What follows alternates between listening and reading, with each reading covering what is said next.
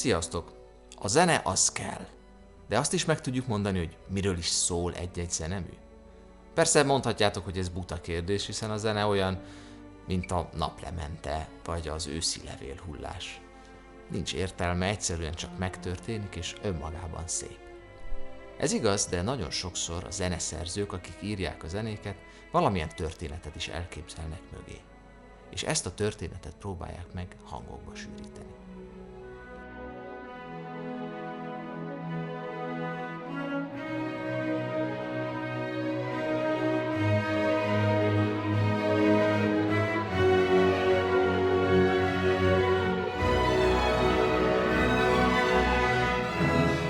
A legbeszédesebb zenéket természetesen mindig az operákhoz írják a zeneszerzők. Ezek olyan művek, amelyeket színészek énekelve adnak elő nagy zenekar kíséretével.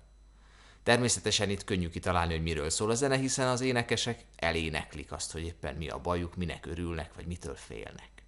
Az operákhoz viszont mindig egy-egy hosszabb, rövidebb nyitányt, egyféle bevezetőt vagy trélert csatolnak a zeneszerzők, ahol még az énekesek nélkül csak a zenekarral próbálják elmesélni a történet legfontosabb részleteit. A mű, amivel ma foglalkozni fogunk, Richard Wagner német zeneszerző Tannhäuser című operája, melynek főhőse Tannhäuser egy vándorló zenész. És ahogy az első hangokból is kiderül, egy nagyon jóra való, jólelkű fiúról van szó.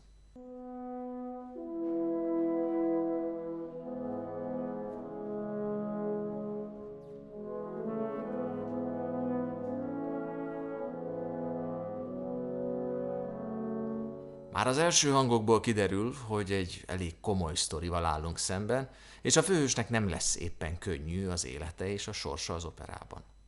Hiába a jó fiús kezdet, a jól fésült első hangok, főhősünk Tannhäuser elég hamar a züllés útjára lép, összeáll egy vészesen csábító nő személlyel, és zülleni kezd. Az összes létező földi örömöt kipróbálja, és ez az a züllés és topszódás, amit Wagner a zenéjében hihetetlen jól tud ábrázolni.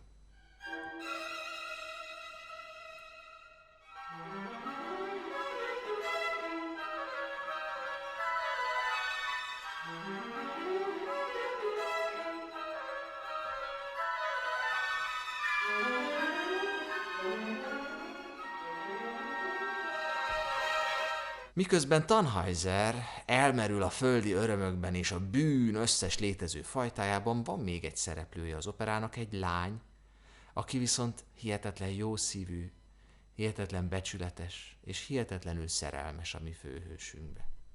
Lehet azt mondani, hogy a történetben van egy fiú középen, van egy rossz lány, aki bűnre csábítja, egy aféle kis ördög, és van egy angyali lány, aki szeretné megmenteni a főhősünket, és nagyon szerelmes belé.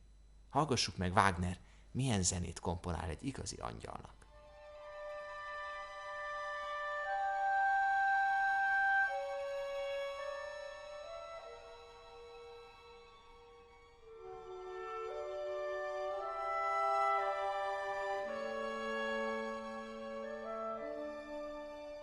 Dönteni jó és rossz között egyáltalán nem olyan könnyű feladat, mint elsőre tűnik.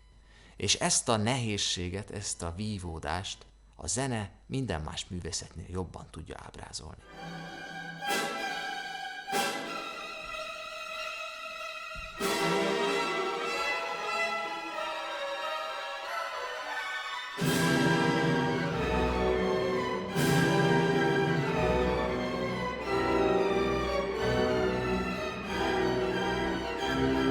Amit még ennél is szebben és jobban tud a zene ábrázolni, az az, hogy végül, sok nehézség árán, hogyan győzi le a jó a rosszat, hogyan győzi le a fény a sötétséget, és ez a kis angyal, bár belehal az áldozatba, hogyan menti meg végül Tannhäuser lelkét.